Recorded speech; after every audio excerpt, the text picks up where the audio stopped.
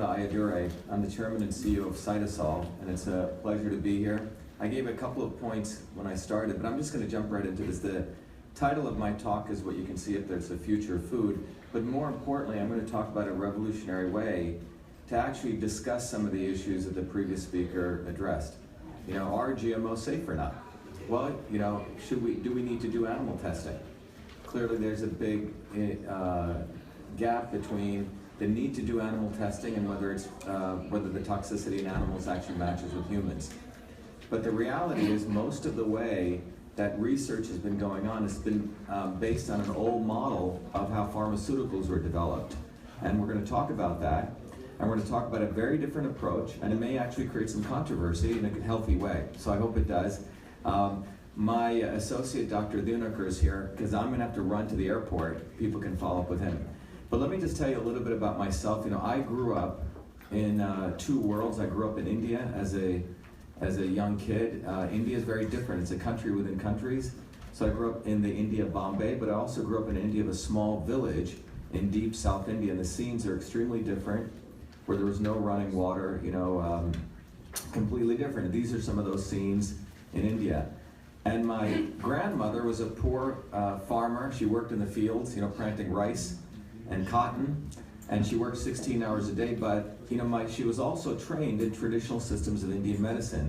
You see, in the West we have what's called conventional medicine, but long before Western medicine existed, there also existed Eastern medicine, and it's as valid or potentially even more valid for prevention. The problem is there's a hubris in the Western world thinking that only one way is good. Western medicine really is phenomenal in my experience for crisis management after something happens, but it knows very little, if anything, about prevention. But my grandmother, this is a picture of in her Sunday best, she had the ability to, she practiced India's traditional system of medicine. And if you look at the words here in this inverse pyramid, there's a whole language which we don't have time to go through, but that notion is that the body has a certain, each one of our bodies is unique. What's toxic to someone may not be toxic to someone else. What's good for someone else may not be good for anyone else. But the idea is my grandmother had the ability to read someone's face. There's a diagnosis method from traditional medicine. Based on that, she could predict what's going on in the body. Now, this system of Indian medicine goes back thousands of years. You know, the original stuff was done in Tamil. I'm just showing you some scenes, some pictures from the medicinal transcripts written on traditional palm leaf. And there's a whole lineage. These sages that you see here weren't just wise men in saffron robes. They actually practiced, they were rishis or scientists at the time. But my grandmother could observe someone's face, and based on that she could understand the different types of dysfunctions in someone's organ systems, and then she would formulate what we today would call precision medicine. But this was a woman without any degrees who I saw empirically heal people. So when I came to the United States, and I came here when I was 7 years old, went through you know, 4 degrees at MIT, my PhDs in biological engineering, started 7 companies. In fact, Cytosolve is our latest company, which models molecular pathways, and I'll come back to that. But this is the way Western medicine sees life, biology, right? You have molecular pathways, genes, proteins. I think everyone in this room understands this. Eastern medicine sees it like this. So my question was, could you resolve both of these different areas? In 2007, when I finished my PhD at MIT, I had the opportunity to get a Fulbright.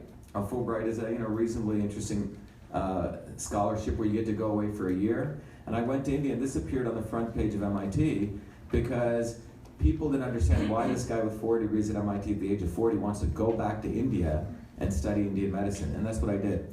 One of the things, the aha moment I had was the following. You see, the problem in biology and the problem in medicine is most biologists and most medical doctors have no idea another field called systems theory. What I'm showing you here is a watch, right? The watch is an interconnected system of parts, and what emerges is a watch. This is also a system. Anyone know what this is? No, it's the engine for the space shuttle. Millions of parts interacting together to create a thing called a rocket. Anyone know what this is? This is a city, right? It's also a system.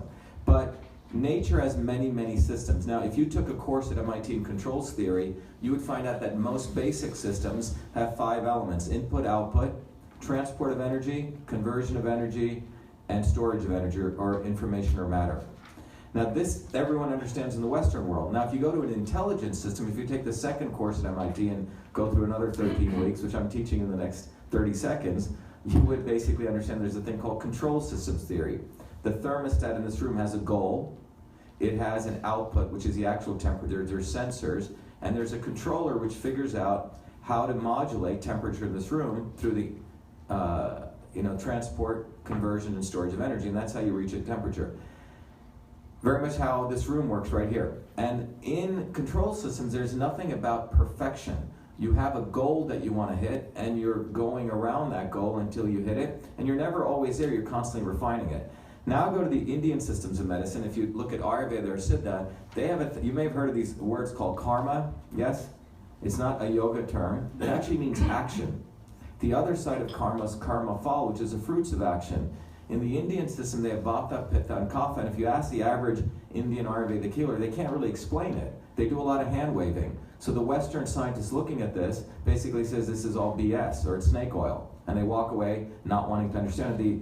And in the Eastern systems of medicine, you start with a goal, it's called a sankalpa, and you go through this process of refining yourself by understanding what's going on. Your indriyas are like your sensors, and your mana is your mind. The point I'm making here is Vata, Pitta, and Kapha translate one-to-one to what's called transport, conversion, and storage.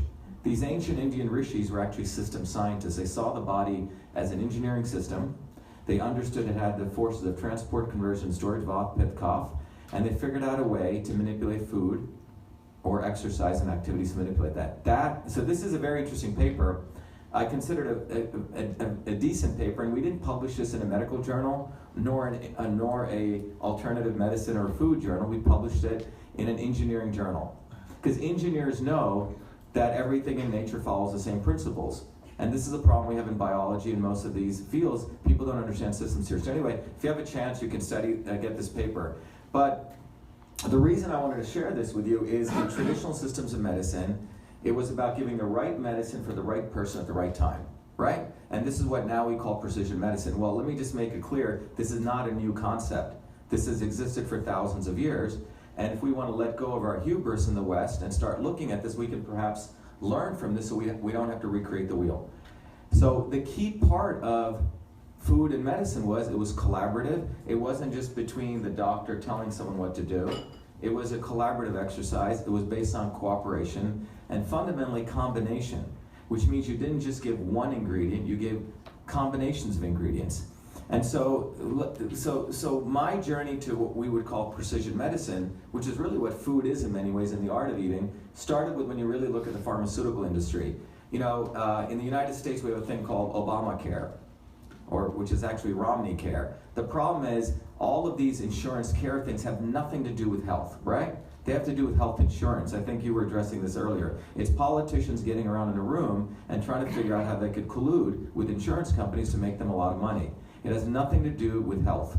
And the reason it has nothing to do with health is if you look at this diagram, when we create medicine in the pharmaceutical world, it's about finding a single ingredient, and typically a synthetic compound, and then you go through this process of where you kill a bunch of cells or whatever in a test tube, then you go kill a bunch of animals in toxicology, and at the end of it, you apply for an FDA allowance, and then if that's allowed, then you go to phase 1, phase 2, phase 3. Well, that process is around $3 to $5 billion, 13 years.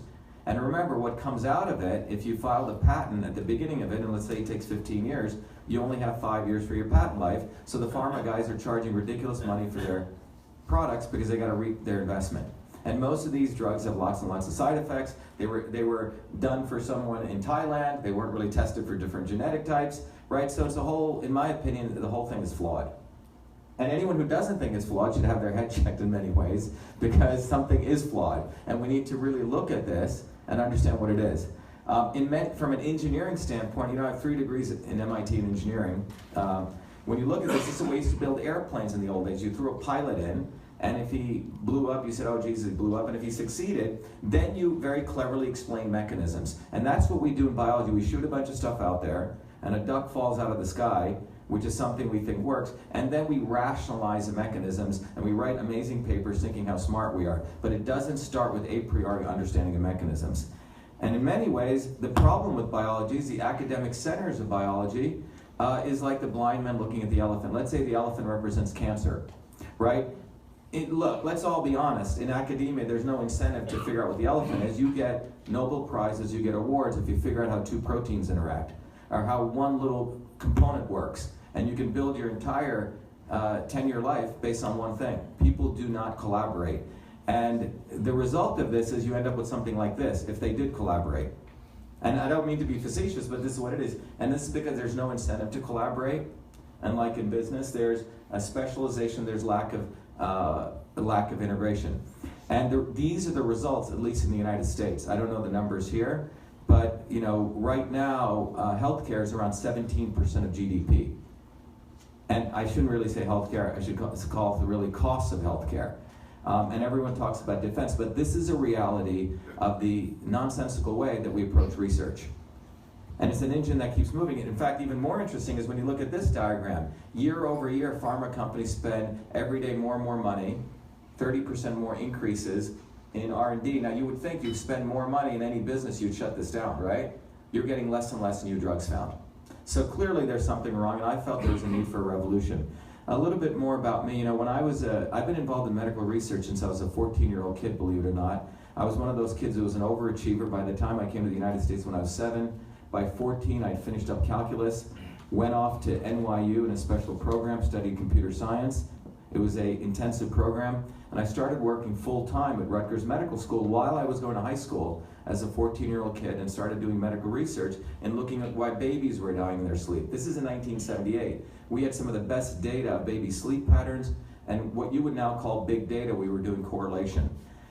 But while I was there, I had the opportunity to learn how to build large-scale collaborative systems. And how do you bring people together to solve problems? One of them was this. Everyone in this room over the age of 40 may remember the old secretary. Remember the secretary who had a desktop?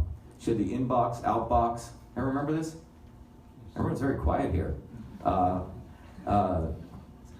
Typewriter, she'd write a thing called a memo. To, from, subject. Carbon paper is literally carbon paper. So if you were going to do a grant application, you'd put someone's name on, you'd attach it, and you'd forward it around.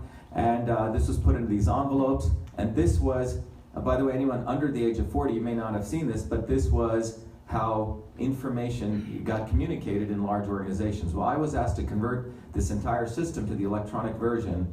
As a 14-year-old kid, I wrote 50,000 lines of code, converted that entire system, and I called it email.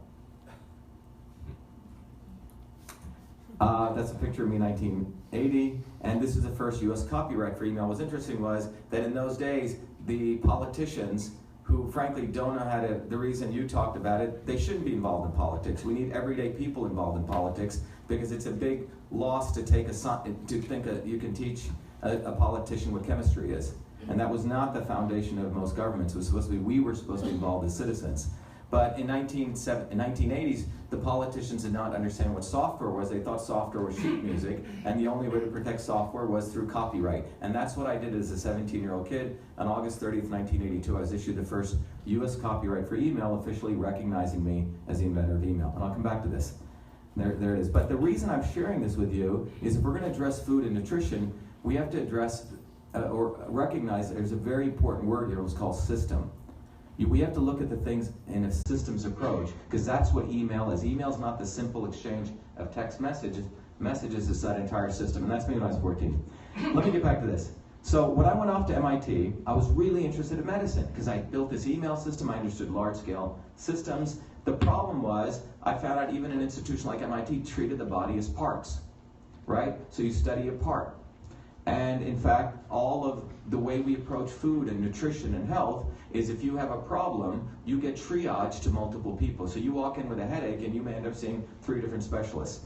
This was valuable for wartime medicine. If you go look at the history of medicine, it came when Florence Nightingale in the 1800s had identified the soldiers in the Crimean War were dying not on the field, but because when they came into the hospital. So she created the modern healthcare system. She wasn't just a nurse, she was a member of the Royal Society of Statistics. She was a brilliant woman, but the modern healthcare system is not based on food and nutrition. It's based on putting a soldier back on the field. Let's remember that, okay? So in 2003, if people remember, the Human Genome Project starts. And it goes into this in the following way. It said, what is the difference between a human being and a worm, right?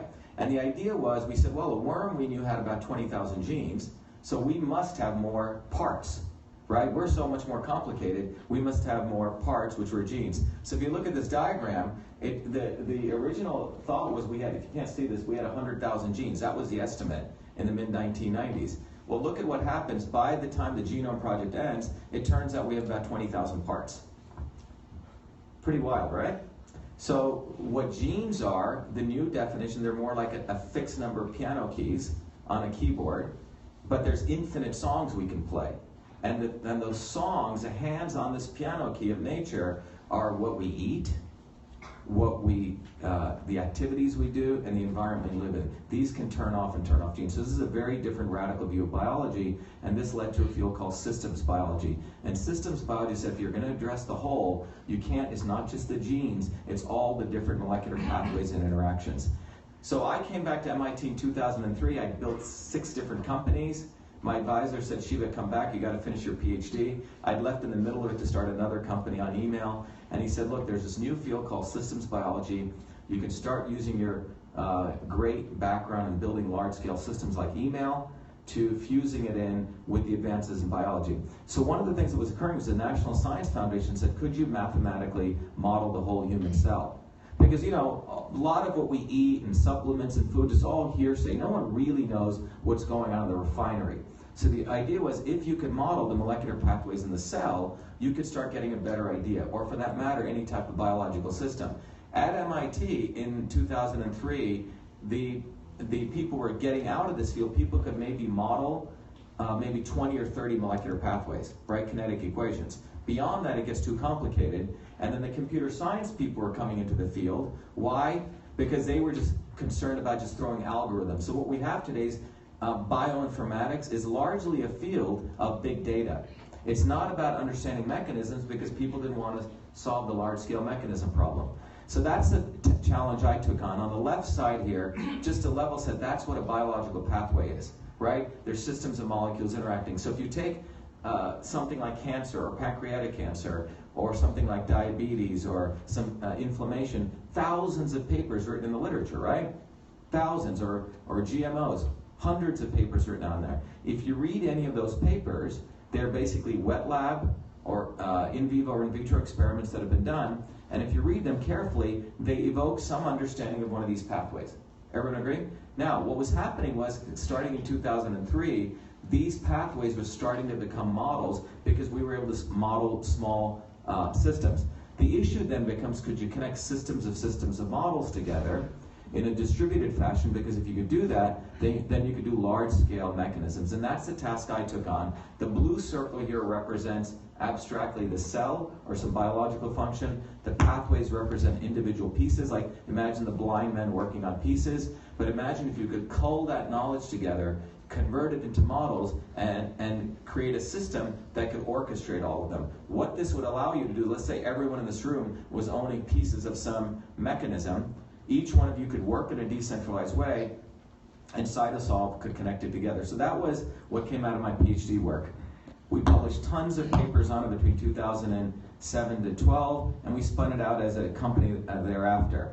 And and this was one of the first proofs of example that we did was, this is considered a complex molecular pathway. It's been modeled. We took this pathway, we broke it up into 4 sub-examples, subcomponents, and then Cytosolve automatically, without having to manually connect them together, came up with the same answers as you would have to do manually. So what that meant is we could handle components of subsystems and compute the same solution as you would get monolithically. So what we felt was, for the food and medicine, nutraceutical field, we could completely offer something very radical, meaning we could look at what's going on in the clinical research, we could look at the papers, and we could literally model complex systems and use that in silico model to test the validity of what's going on in terms of computation. Now, yes, is this perfect? No. But you know what? It's far better than the shooting stuff out there. And this is the way we build airplanes today, right? We don't simply throw a pilot in. We do everything on the computer. The problem is biologists thought this was too complicated. You couldn't do it in in food or medicine, nutrition. That's what we've done. So we have a methodology now. We can take any problem in the world, any biological function, and we could review the literature. So that's the top of the funnel. From that, we extract out the mechanisms evoked in that literature. We take those mechanisms. If the models exist, we use them. If not, we convert them. And we put together systems of models which Cytosolve computes. The cool thing about this is done in a collaboratory. So if everyone in this room was working on a certain aspect of the problem, you guys would be the research community. On the bottom right are the papers that are being created. Cytosolve can take those, convert them to models, and we can re-offer them back to the community. So in this iterative model, these models get refined. It also keeps everyone honest, because right now in science, if one group of people want to push a certain narrative that, this phenomenon is because of this, some guys on the West Coast, because they get their funding for that, and some guys on the East Coast want to do something else, none of these people are kept in check. And if there's some young postdoc at a state university which has made amazing research, his light never comes out. And we have this ability to sort of break down those barriers. We today work with many different companies. This is not theory anymore. We've been doing this now for 14 years. Pharma companies, functional food companies. Believe it or not, universities actually pay us money because we can do the work of 40 graduate students. The technology is being used in many, many areas, from systems modeling to combination therapy. I'm going to show you some examples, and I'm going to also focus on nutrition too. Let me start with one very powerful example to show we're able to take a very complex phenomenon. Remember, we have 3 steps. First, we understand the literature, we extract the pathways, we create an architecture of that pathway, and then we take the components, we build the models, and those models can be used for something. So I'm going to show you one part of that. I was giving a talk that Michael Milken had held with 25 of the leading neuroscientists in the world, and one of the big conclusions that's emerging is that most of the neurovascular diseases, Alzheimer's, ALS, are not because of something that suddenly took place, but it may occur 25 years before of destruction to the blood-brain barrier. What you're seeing here is a lateral view of the blood-brain barrier, and this is a cross-sectional view. The pericytes are the valves that surround the endothelial that allow blood flow in and out of the brain. And what we did was we literally used Cytosolve, and we, first of all, understood with the people at USC all the mechanisms involved in the endothelial, which is the stuff on the artery, everything in the pericytes, and everything in the astrocytes. But what we did was we proposed for the first time a computational systems architecture, an engineering architecture of neurovascular disease. And to simply put, in the first layer we identified all the mechanisms, in the second layer the communications, and we took every known neurovascular disease, and we found was these diseases aren't individual diseases. Western medicine likes to silo diseases so they can create drugs for each silo. The reality is many of those diseases crosstalk, and they have to do with multiple different pathways. So when we submitted this paper, half of the reviews at Nature thought we were crazy and the other half loved it. We had to write back a 20-page review, and it got published in Nature. So we went into a field where we are not the experts, and we made a significant contribution. Let me give you another example, which you may appreciate. Everyone is familiar with nitric oxide, yes? Viagra, right? The base of nitric oxide got created. Well, what you're seeing is you're seeing an artery. The arrows represent blood flow through that artery. When blood flows through the artery, it releases NO. So Andrew Koo, one of the guys in our lab at MIT, had meticulously, he was working between MIT and Brigham and Harvard, and he figured out how to set up the wet lab experiment where he could send blood flow and it would give different levels of NO. What it turns out is on the surface of the artery, those hexagonal mosaic that you see is a structure called a glycocalyx. So when blood flows, the glycocalyx moves and it somehow releases nitric oxide. Now if you go to the literature, again like the blind man, you'll see all these different narratives or mechanisms of how nitric oxide releases. If you try to mash all of these mechanisms together to model it, it's intractable. So what we said was let's keep them as individual components, like engineering components. Each one was modeled and validated, and Cytosolve put it together. What I'm going to share with you is something quite impressive. This is Cytosolve's prediction. This is not curve fitting. It's the actual mechanistic predictions of one of the indicators of NO flow, of nitric oxide. And watch this. This is a wet lab experiment. This is not a curve fit. So this is the model. That's the reality. And same here.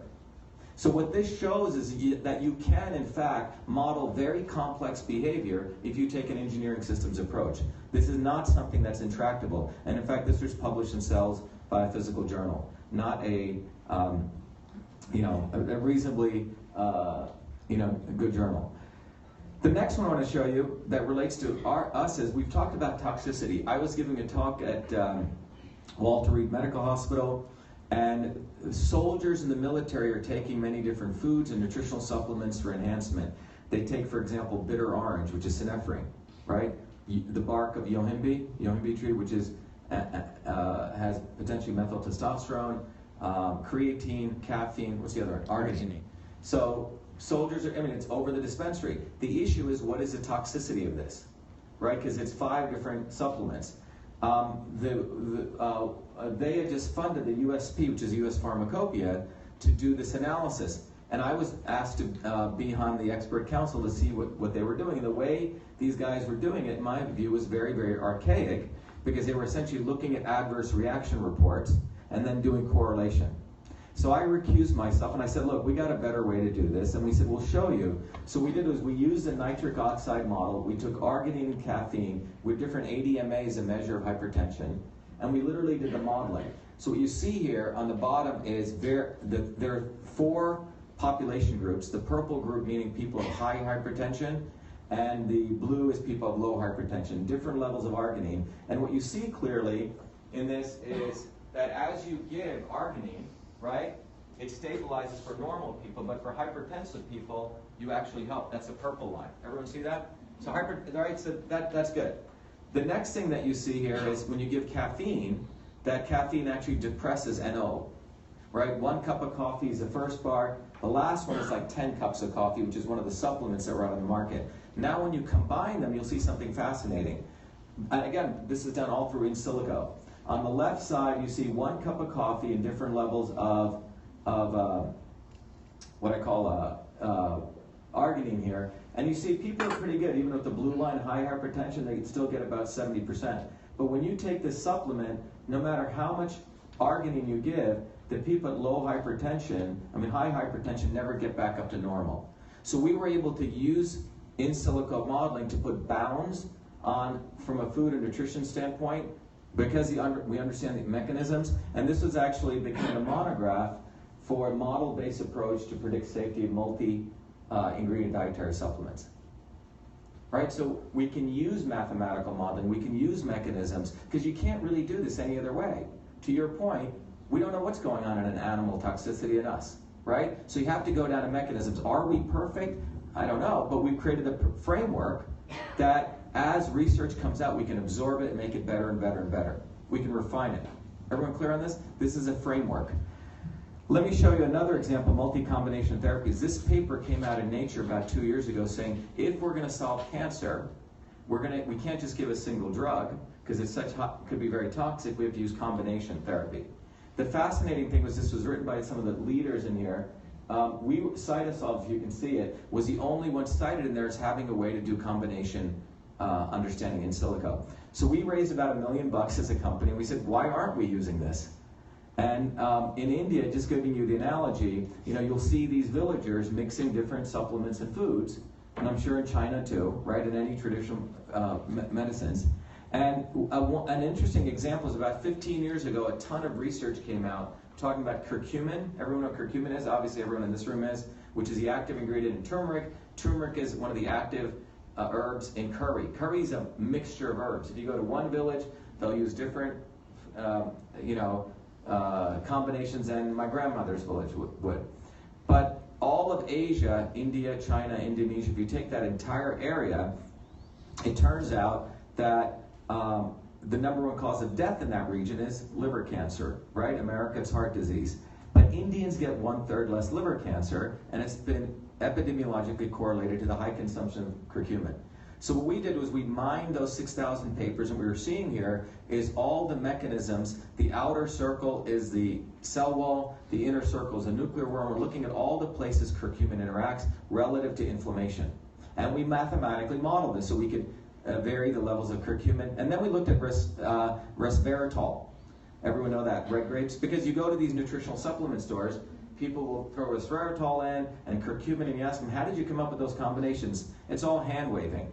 So we did the same, we modeled resveratrol. Then we said, what happens when you do it in combination? And this is what we discovered. So in the first row there, the last column there, everyone see that, the 0.15? That's a high level of inflammation based on the literature, 0.15 micromolar. We're looking at one of the cytokines of inflammation. No curcumin, no resveratrol, you have high inflammation, that's a control. Just curcumin, you see it drops down to 0.05. Just resveratrol, it drops down to 0.06. But this is what's cool when you get synergy. I've reduced the amount of curcumin by 40%, the amount of resveratrol by 60%, but you see the level of inflammation drops by another 200%. So everyone hand waves about this, but we can actually understand this. And behind this is all the chemistry, right? Is it perfect? No, there could be certain equations missing, but if something is wrong here, it's not a black box of statistical mess. We can actually go and understand mechanisms here. We took the same methodology and by the way, we've applied it to looking at inflammation. What happens if everyone's familiar with Advil or ibuprofen here in Canada? Well, typically you have to take 400 milligrams of ibuprofen to have some effect. We said, could we reduce the dosage of ibuprofen to 40 milligrams? And what happens if you mix in ginger? These are foods, right? And chocolate, right? And cannabis. And we figured out combinations that may be able to do that in silico. And that's what we're able to do. Similarly, we've looked at all different types of mushroom varieties. The point is we can start getting a handle on this in silico that you cannot do by killing enough animals.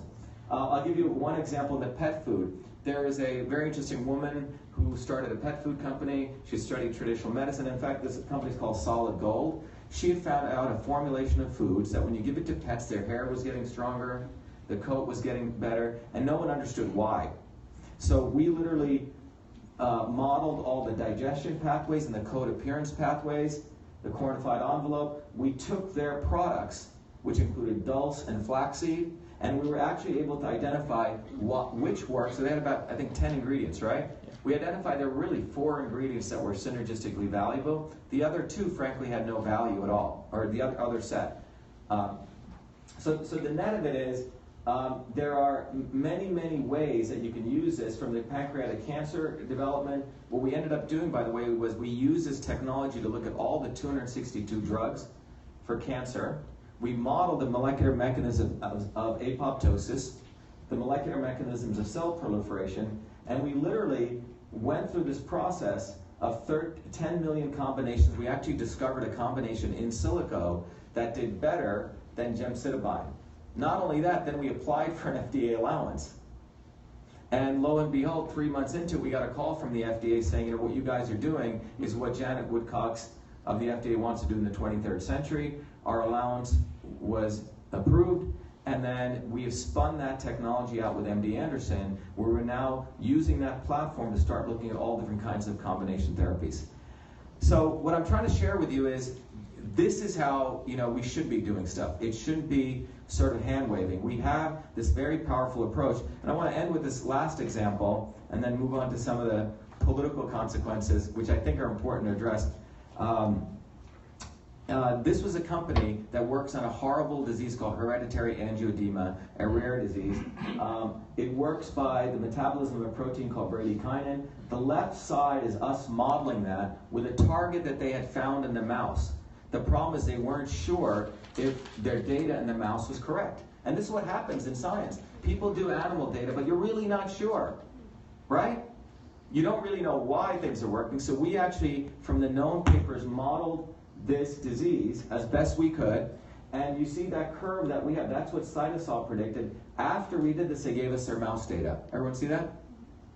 So this was quite dramatic, how the model predicted the mouse.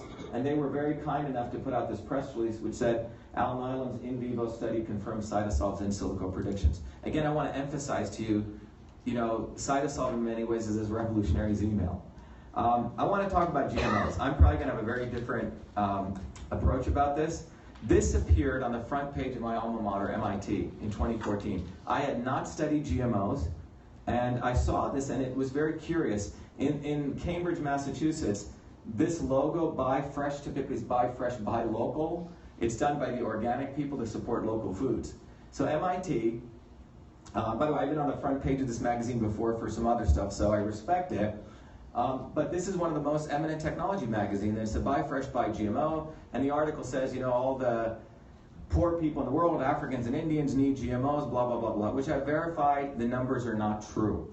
Okay, I talked to one of the leading people in India who's involved in the agricultural department. Most of the shortages are because people are not using proper technologies. They're not have proper distribution, and it doesn't have to do with GMOs. But this was basically a neo-missionary article. Let's go help the darkies. Excuse me, double quote, okay? That's what it was. Let's go help these people in Africa and India who need our help. But fundamentally, there is no justification why you need it. Now, it gets even more interesting. I didn't want to get involved in whether GMOs positive or negative, but I knew there was this debate, pro and non-GMO, so I started researching this, and I wanted to take a middle ground. Fundamentally, when a GMO is put out, it's based on this policy of assuming that the non-GMO is equivalent to the GMO. And where does this come from in the United States? It's very much like saying David Banner is no different than the Hulk. And as you unravel this, you find out in 1976 there was a guideline that was created, passed by Gerald Ford for medical devices. So what turns out is, let's say I have a stethoscope here that I created. It took me 7 years to get through the FDA. Okay? Which means, you know, I had to innovate it, I had to get it approved, etc. And let's say tomorrow all I did was change that. Let's say the stethoscope's color was white to black. Prior to this, you'd have to go through the same approvals, because all I did was one itsy, weeny, teeny, weeny little change.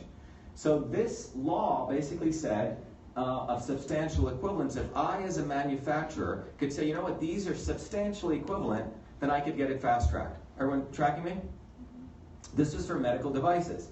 And when it came to GMOs, Obama had appointed a guy called Michael Taylor, who's a former head of science policy at Monsanto, to be the deputy director of food at the FDA.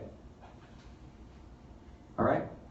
So what do they use? They said, oh, okay, this is also a device, a little, I'm using the tomato, the non-GMO tomato. How do we want to fast track this. It's only a itsy weeny teeny weeny change we've done to one little gene. Well, it should be fast tracked, so can you prove substantial equivalence? Now, if you read the guidelines, it says the manufacturer should clearly identify the technological characteristics of each device individually. What that means is, I, as a manufacturer, you and I started, let's say, GMO Blueberry Company, we decide what the characteristics are. There's no independent characteristics decided by any independent agency. We, in our own labs, go prove, let's say, the water content, the color, whatever we decide are equal to the non-GMO or GMO variety, and then we simply tell the FDA we did it, and the FDA issues a safety consultation letter. There is no independent validation done. Let me repeat that. It's all self-reporting. Right? So we're making genetic changes.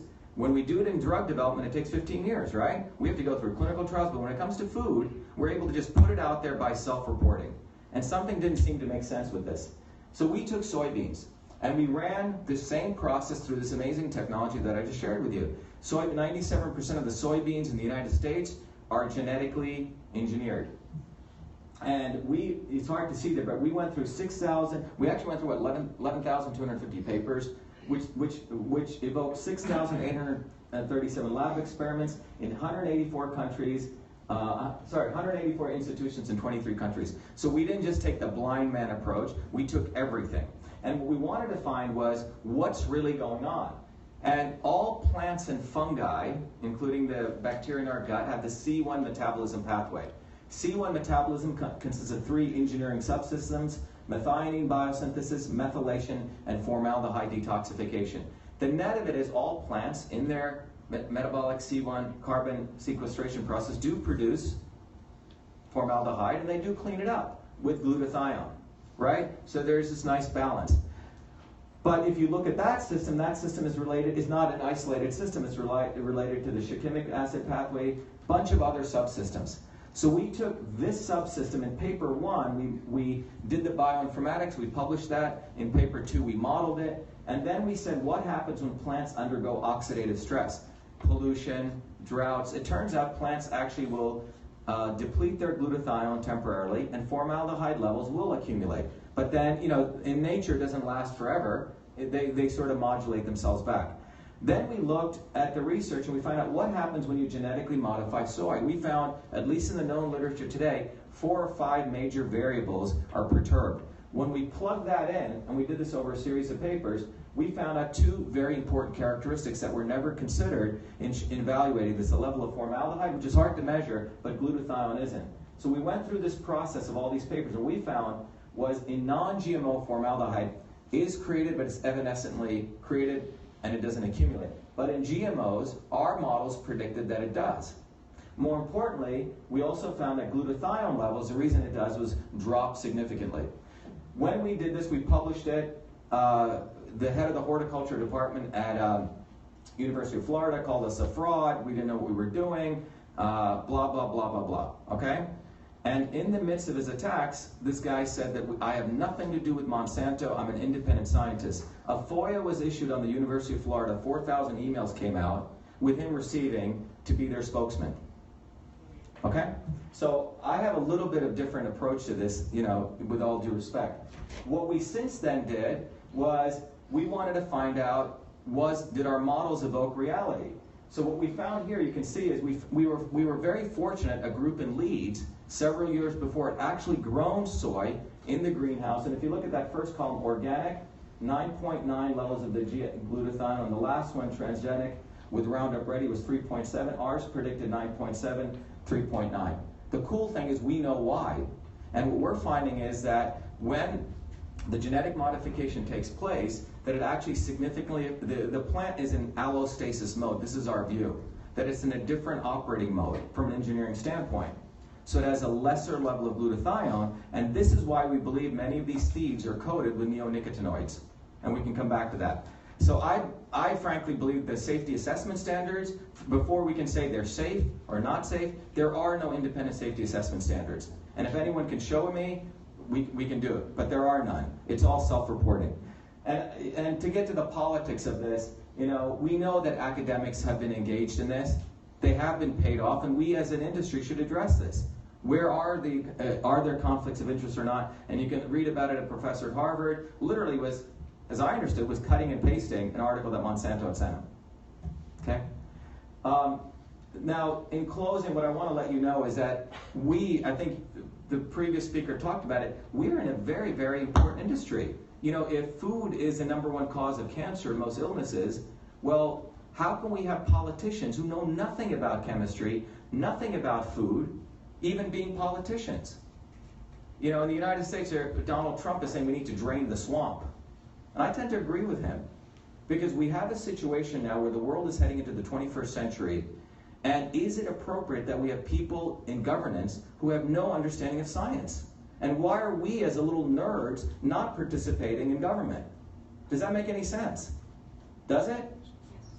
It doesn't make sense, right? We should be participating as scientists, as engineers, as chemists in governance. We cannot offload it to some guy who looks good and is a celebrity. These people know nothing. And that's why this is going on. This book, this movie, if you haven't had a chance to see it, you should see it. It's about another interesting example. Remember when the 2009 economic collapse took place, this professor at Columbia wrote a beautiful paper called The Stability of the Icelandic Economy. 2 months later, the entire Icelandic economy collapses. He forgot to tell people he was being paid by the Board of Governors of Iceland. He still has a job there. If this happened to a poor blue-collar person, they'd be in jail. Where is the accountability in academia? I'll give you another example. You alluded to this. For 50 years, we said smoking was good for you. Scientists and industry collaborated. This book came out, one of my mentors, Noam Chomsky, told me about this book. It's called The Golden Holocaust, which talks about this collusion. So are we doing science or are we doing something else? And then obviously people know the story of Galileo. Okay? Clear evidence the sun is the center of the solar system. Only in 1992 did the Catholic Church say, oops, we made a mistake, sorry. But this is the truth. And where are we heading? And, you know, in the United States, Eisenhower, the last speech he gave in 1961, he called it the military-industrial academic complex. In fact, the word academic was removed because the president of MIT, I believe, was his advisor, and then he removed that, but Fulbright used the word military-industrial academic complex. And we as scientists need to wake up to this. We can't just be focused on our little lab desk without understanding the politics here. And before Eisenhower left, he talked about this. And my view is that if we're going to really do food and nutrition, we need to get back to collaboration, cooperation, and combination. We need to start using technologies. We need to understand chemistry. We need to become educated. We as a company now, Cytosolve is going to become a company of 0 employees. It's an ecosystem. It's like an Uber. And we're spinning out companies now, which people can take advantage of this. One of the things we're doing is we're about to make this thing public, like a Google, using this technology. It's called Achi. Achi means grandmother in Indian, and so it's a wisdom of wisdom. So we've now taken 200,000 products, understood the chemistry of those products. We're taking different major molecular pathway models running, and we're going to make this accessible to the public. So if you're in a store, hey, can this help me in this way? Are we perfect? No. But we are doing much better than simply today. People go on Google and they type in, is green tea good for me? They get contradictory answers. And layered into this product, what we're planning on doing is, it's a little bit hard to see, but you can look at drugs, what they work, and you can look at the actual data, but also we're going to layer in some of the Indian traditional systems of body typing. So if this formulation is good for you or you or you, so we're going to mix East and West. So the net of what I want to share is that I think there's a huge, bold future in the 21st century, for all of this. But it's not only a science thing, but it's also a political issue. It's not just science, and it's also politics, and we have an opportunity as scientists to really, I don't want to say become politicians, but become active citizens. So in closing, I just want to thank you for the opportunity to do this, and I hope I've inspired you in some way to get out of the lab and also do other things. Thank you.